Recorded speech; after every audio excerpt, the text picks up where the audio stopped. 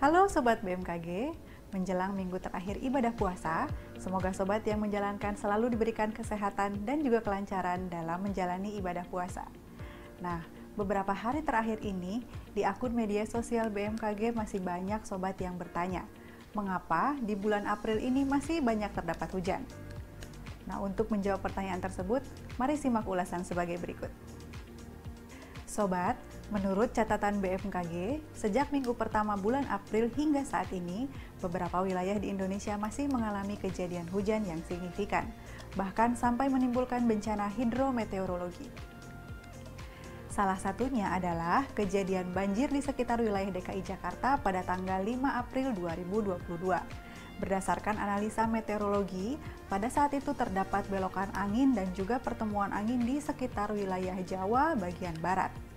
Kelembapan udaranya pada lapisan 850 mbar hingga 500 mbar cukup basah dengan nilai kelembapan berkisar antara 70 hingga 90%.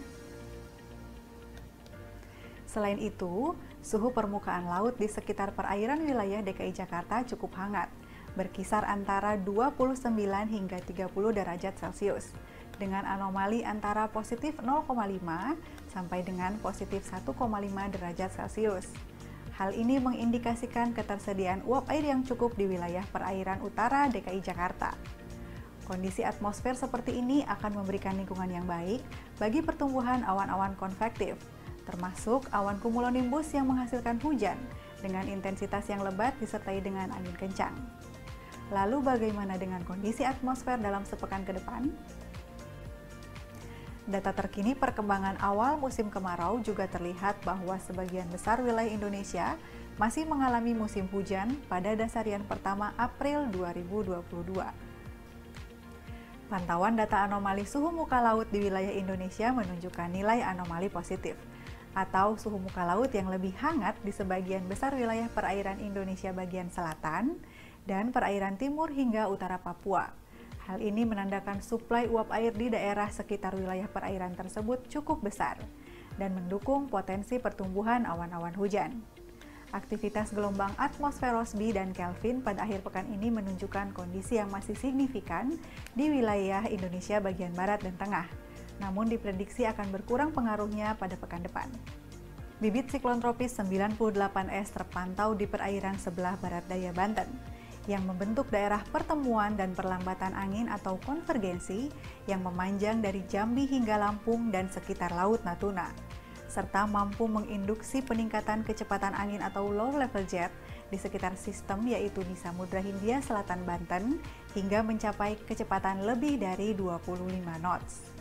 Sirkulasi siklonik juga terpantau di sekitar perairan Laut Arafuru yang juga menyebabkan terbentuknya belokan maupun pertemuan dan perlambatan kecepatan angin atau konvergensi.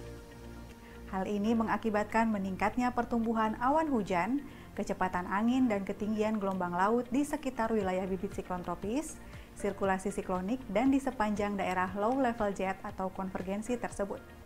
Berikut prospek cuaca sepekan ke depan.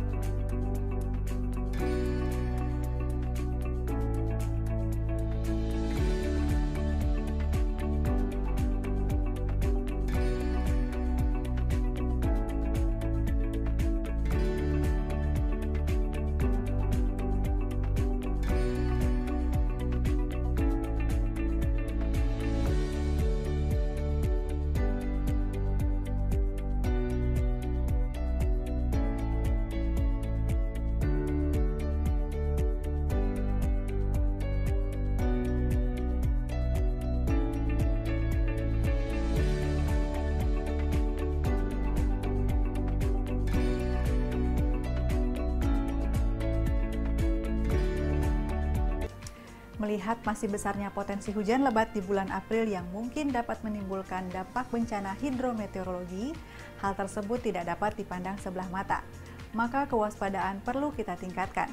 Salah satunya dengan selalu memantau informasi perakiraan cuaca dari BMKG melalui laman www.bmkg.go.id dan call center 196, serta kanal media sosial @info-bmkg. Jangan lupa juga untuk mengunduh aplikasi Info BMKG melalui smartphone baik di App Store maupun di Play Store. Kenali cuaca dan jaga kondisi lingkungan sekitar dapat menghindarkan sobat dari bencana hidrometeorologi. Tetap patuhi protokol kesehatan. Saya Dea Nurina, salam sehat dan sampai jumpa.